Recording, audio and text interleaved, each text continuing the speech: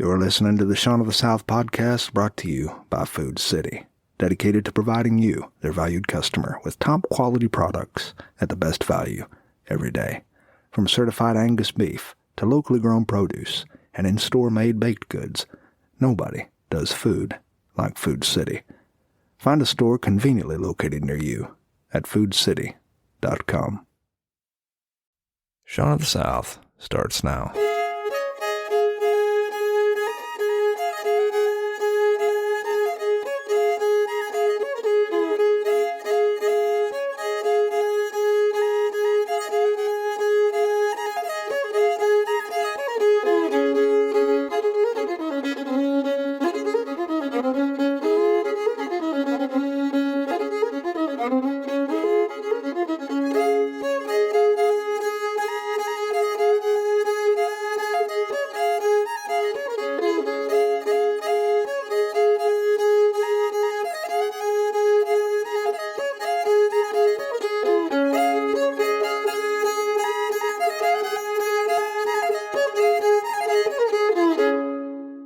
This is my fourth week with a flip phone.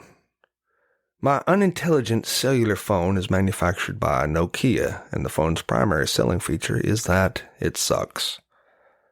Service is spotty. The screen is the size of a Cheez-It.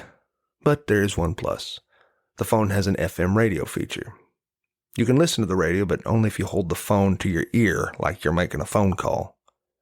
Oftentimes, my wife will find me with that phone pressed against my ear, wearing an urgent look on my face, and she'll ask in a whisper, Who are you talking to? Whereupon I'll cover the mouthpiece in a panic and I'll say, I'm listening to the radio right now.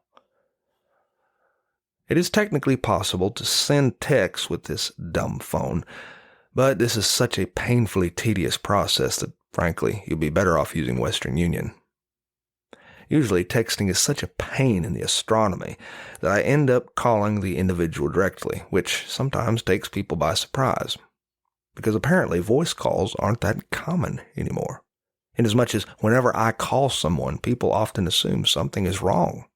Oh my God, the person will answer the phone. Is everything okay? Sorry, my phone won't text. Surely you don't mind me calling. Oh, not at all. And don't call me Shirley. Of course, this is only a sample conversation, provided someone actually answers their phone, which they usually don't.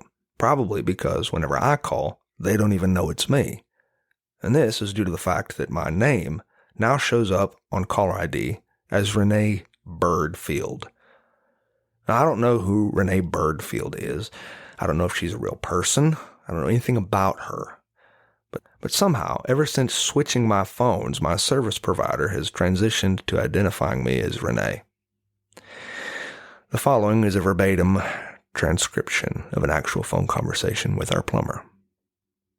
Hi, I was calling about our appointment to look at our garbage disposal. Hold on, let me check my notes real quick, Miss Birdfield. No, I'm not Miss Birdfield. You can just call me Renee. Perhaps the weirdest thing I notice about going smartphoneless is how many times I find myself in groups of people who are staring at their phones. The supermarket, the doctor's waiting room, an elevator. Everyone usually peeks at me like there's something off about me, and then they lightly edge away, clutching their child's hand tightly. Truthfully, I feel pretty stupid just standing there with nothing to look at, staring into space without a phone. Sometimes I'm not entirely sure I've done the right thing giving up my device. If I'm being honest, I feel lonely without my old phone. I feel left behind. And I must appear pretty boring compared to other people I see in public, importantly tapping away on their phones.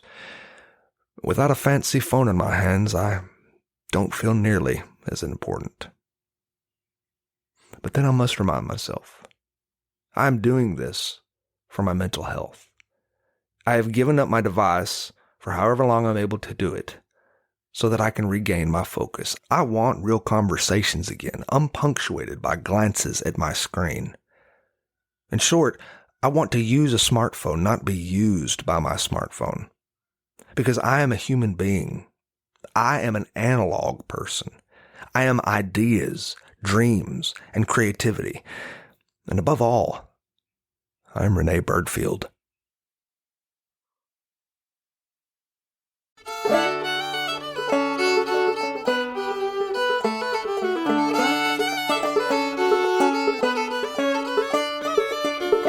Well, thanks for listening to Sean of the South. I've been your host today, Sean Dietrich, and it has been a true privilege.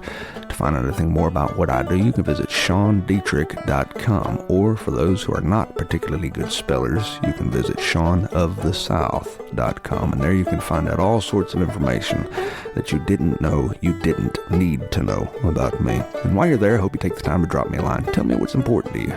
Tell me what's going on in your life. I'd like to hear it. And in case anyone hadn't told you today already, I love you. Now go say that to somebody else. Have a great day.